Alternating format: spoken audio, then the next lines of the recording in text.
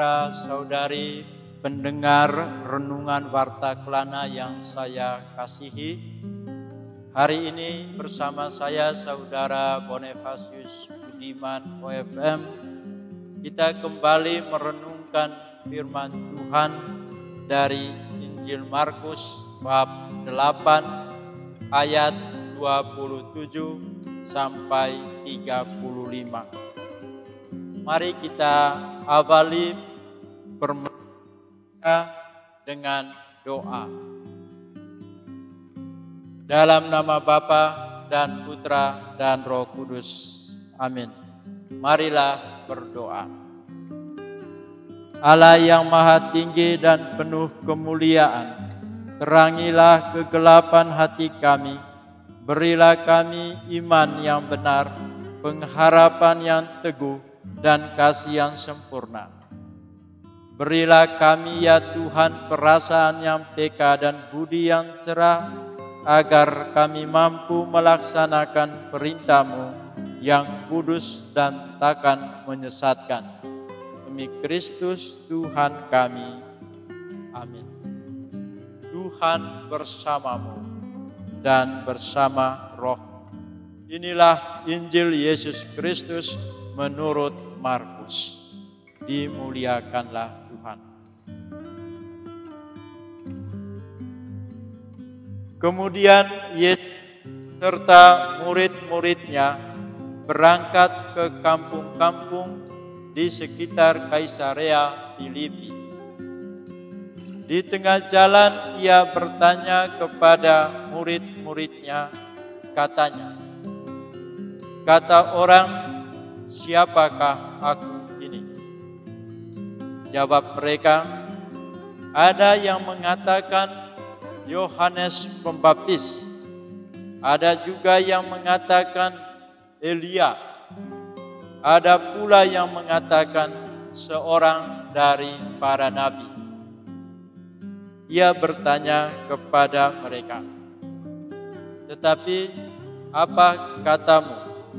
Siapakah aku ini?" Maka jawab Petrus, "Engkau adalah Mesias." Lalu Yesus melarang mereka dengan keras supaya jangan memberitahukan kepada siapapun tentang Dia. Kemudian mulailah Yesus mengajarkan kepada mereka bahwa Anak Manusia harus menanggung banyak penderitaan dan ditolak oleh tua-tua, imam-imam kepala, dan ahli-ahli Taurat, lalu dibunuh dan bangkit sesudah 3 hari. Hal ini dikatakannya dengan terus terang. Tetapi Petrus menarik Yesus ke samping dan menegur dia. Maka berpalinglah Yesus dan sambil memandang murid-muridnya, ia memarahi Petrus, katanya, "Henyalah iblis, sebab engkau bukan memikirkan apa yang dipikirkan Allah, melainkan apa yang dipikirkan manusia." Lalu Yesus memanggil orang banyak dan murid-muridnya dan berkata kepada mereka, "Setiap orang yang mau mengikuti aku, ia harus menyangkal dirinya, memikul salibnya, dan mengikut aku. Karena siapa yang mau menyelamatkan nyawanya, ia akan kehilangan nyawanya. Tetapi barang siapa kehilangan nyawanya karena aku dan karena Injil, ia akan menyelamatkannya." Demikianlah Injil Tuhan.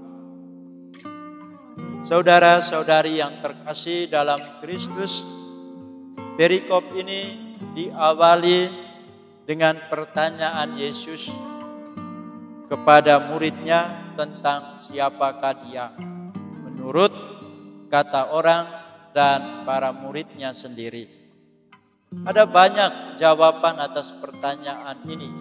Ada yang menyebut Yohanes Pembaptis, ada yang menyebut Elia, dan ada yang menyebut seorang dari para nabi. Dan Petrus yang mewakili para murid mengatakan Yesus adalah Mesias. Jawaban-jawaban yang beragam ini tentu didasarkan pada pengalaman-pengalaman para pendengar Yesus akan Yesus sendiri. Setelah mendengar jawaban para murid, Yesus mengajarkan tentang penderitaan dan salib yang akan dialaminya. Dengan ini Yesus mau mengatakan bahwa benar Dia Mesias, tetapi kemesiasannya berbeda dengan apa yang dipahami oleh para muridnya. Yesus adalah Mesias yang menempuh jalan penderitaan, wafat, dan akhirnya bangkit. Pada akhir perikop, Yesus menghendaki agar orang-orang yang mengikutinya harus siap menempuh jalan yang sama. Saudara-saudari sekalian yang terkasih dalam Kristus, perikop ini mengingatkan kita, pertama, kemesiasan Yesus berbeda dengan kemesiasan yang ada dalam pemikiran banyak orang. Perbedaan ini bisa membuat orang menolak kehadiran seorang murid Yesus di tengah mereka.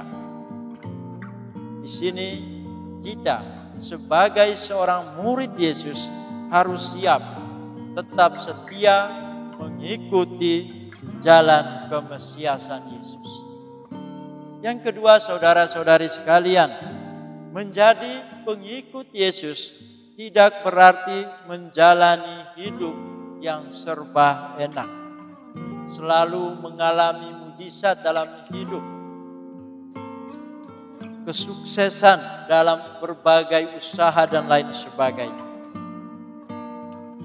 Penderitaan adalah bagian dari pengalaman hidup kita sebagai seorang murid di tengah dunia. Tetapi seorang murid mendasarkan hidupnya pada keyakinan ini, yang tidak kehilangan iman, yang setia pada jalan Yesus akan mengalami kebangkitan. Saudara-saudari sekalian, semoga kita semua menjadi orang yang mengenal Yesus sebagai Mesias, setia dalam menempuh jalannya hingga akhir. Mari kita hening, kita akhiri permenungan kita ini dengan doa singkat. Marilah berdoa. Allah Bapa kami telah merenungkan firman Putra-Mu. Semoga kami tetap setia dalam iman akan Putra-Mu kapan dan bagaimanapun situasi yang kami hadapi. Semoga kami tidak gentar oleh penolakan-penolakan dunia terhadap kami karena iman kami padamu.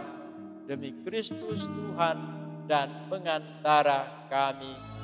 Amin.